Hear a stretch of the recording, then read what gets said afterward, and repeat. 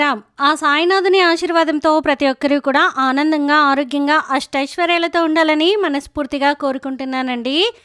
అనంతకోటి బ్రహ్మాండ నాయక, రాజాదిరాజా యోగిరాజా పరబ్రహ్మ, శ్రీ సచ్చిదానంద సద్గురు సాయినాథ్ మహారాజుకి జై.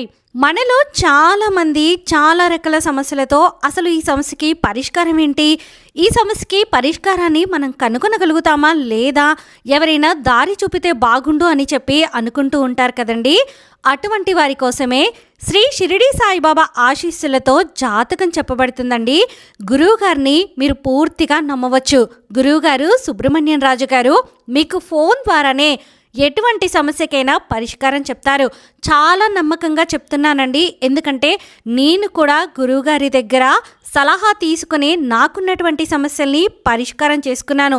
అలాగే నాకు తెలిసిన వారికి ఎంతోమందికి గురువుగారి దగ్గర పరిష్కారం చూపించానన్నమాట. మీరు ఎటువంటి సందేహాలు పెట్టుకోకుండా ఒక్కసారి గురువుగారిని సంప్రదించండి.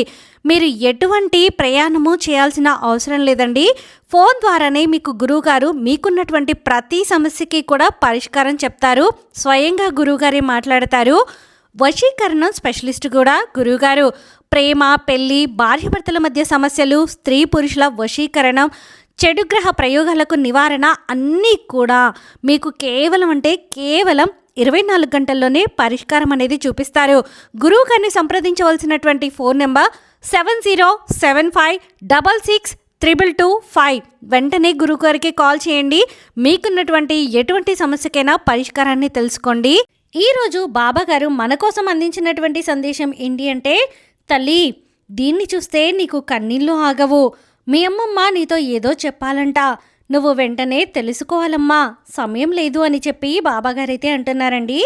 మరి బాబాగారు మనతో ఏం చెప్పాలి అనుకుంటున్నారో తెలుసుకోవాలి అనుకుంటే వీడియోని చివరి వరకు స్కిప్ చేయకుండా చూడండి. అలాగే మన ఛానల్ని ఫస్ట్ టైం చూస్తున్న వాళ్ళైతే సబ్స్క్రైబ్ చేసుకుని పక్కనే ఉన్న బెల్ ఐకాన్ని క్లిక్ చేయడం అస్సలు మర్చిపోద్దండి.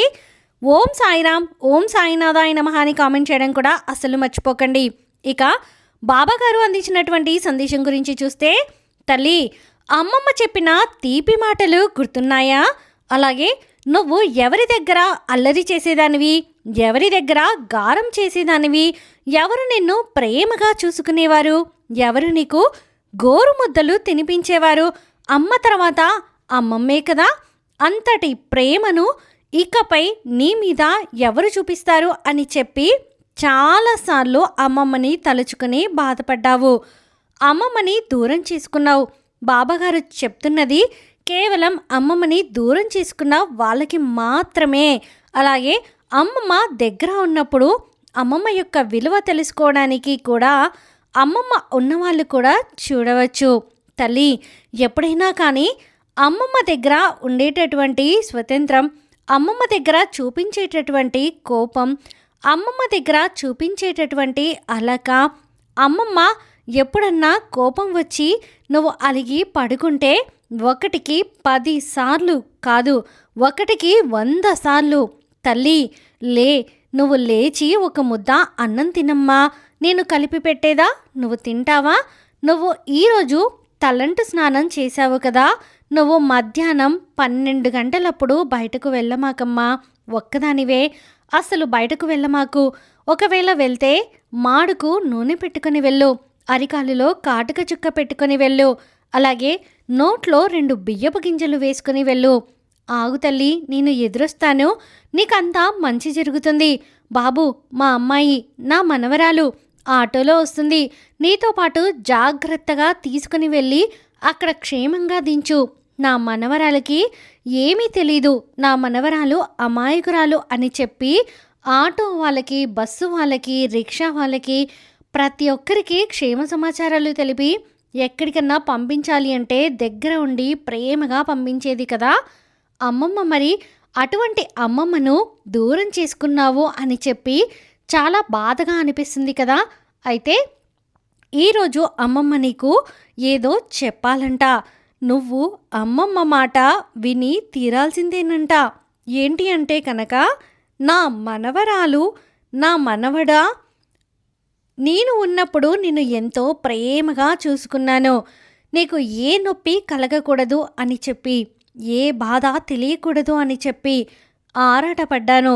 అయితే ఈరోజు నువ్వు ఎంతో కష్టపడుతున్నావు కదా. నీ మీద ప్రేమ చూపించేవారు లేరు. నేను ఒంటరిదాన్ని. నా మీద ఇంత స్వచ్ఛమైన ప్రేమ చూపించేవారు నా అమ్మమ్మే కదా అని చెప్పి నన్ను తలుచుకుంటూ ఉన్నావు కదా. అయితే ఈ నేల మీద, భూమి మీద నేను లేకపోవచ్చు, కానీ నా ఆత్మ నీ క్షేమాన్ని ఎప్పుడూ కోరుకుంటూ ఉంటుంది. నువ్వు ఒంటరిగా గదిలో కూర్చొని ఏడుస్తున్నప్పుడు దూరంగా ఉండి అన్నీ గమనిస్తున్నాను. నువ్వు ఇలా బాధపడుతూ ఉంటే చూడలేకపోతున్నాను.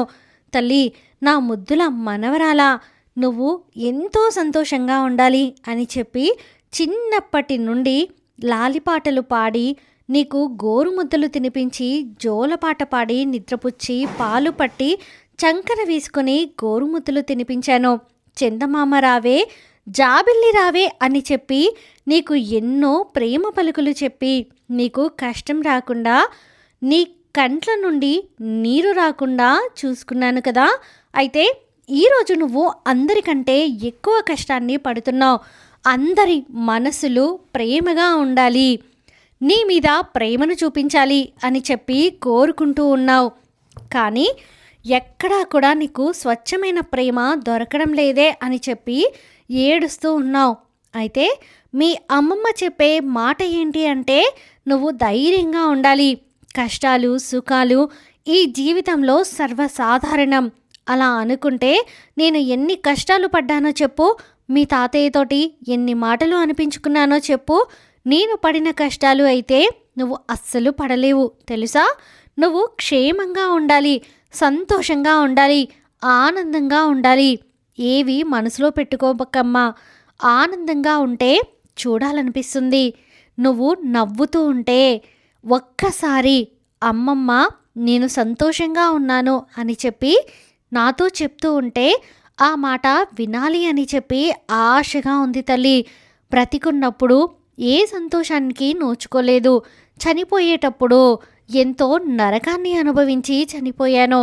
కానీ నా వాళ్ళు ఈ భూమి మీద ఉన్నన్నాళ్ళు ఏ కష్టం పడకూడదు, ఏ నొప్పి తెలియకూడదు, ఏ బాధ తెలియకూడదు అని చెప్పి, వారిపై ఏ ఒక్క చెడు కన్ను పడకూడదు అని చెప్పి ప్రతిరోజు భగవంతుణ్ణి అడుగుతూ ఉంటాను.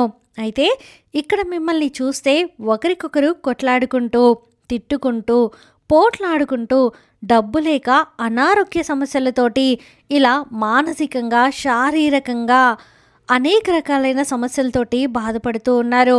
నా ముద్దుల మనవరాల, ఇవన్నీ నేను చూస్తూ చాలా బాధపడుతున్నాను. నా ఆత్మకి శాంతి లేకుండా పోతుంది. కానీ మనోధైర్యాన్ని మించిన మందు లేదు అంటారు కదా. మరి నీ యొక్క మనోధైర్యమే నీకు మందులాంటిది. నిన్ను బలపరుస్తుంది, నిన్ను సంతోషపెడుతుంది. ఎక్కడివక్కడ మర్చిపోయి ఇవన్నీ సర్వసాధారణం అని చెప్పి ప్రతిదీ తేలికగా ఆలోచించి తేలికగా తీసుకో. అంతా నీకు శుభం జరుగుతుంది. నేను ఎప్పుడూ కూడా నిన్ను ఆశీర్వదిస్తూ ఉంటాను. నువ్వు నన్ను మరవలేదు అని చెప్పి నాకు తెలుసు. నువ్వు క్షేమంగా ఉండాలి, ఆనందంగా ఉండాలి అని చెప్పి మనస్ఫూర్తిగా ఆశీర్వదిస్తున్నాను తల్లి అని చెప్పి ఈరోజు అమ్మమ్మ మాటలు బాబాగారు మనకు అందించారండి. మరి ఈ వీడియో మీకు నచ్చితే ప్లీజ్ లైక్ చేయండి. మరికొంతమంది సాయి భక్తులకు వీడియోని షేర్ చేయండి. ఫస్ట్ టైం మన ఛానల్ని చూస్తున్న వాళ్ళు సబ్స్క్రైబ్ చేసుకొని పక్కనే ఉన్న బెల్ ఐకాన్ని క్లిక్ చేయడం అస్సలు మర్చిపోద్దండి. ఆ సాయినాథుని ఆశీర్వాదంతో ప్రతి ఒక్కరు కూడా ఆనందంగా, ఆరోగ్యంగా, అష్టైశ్వర్యాలతో ఉండాలని మరొక్కసారి మనస్ఫూర్తిగా కోరుకుంటున్నానండి. సర్వే జన సుఖినో భవంతు. ఓం సాయిరామ్.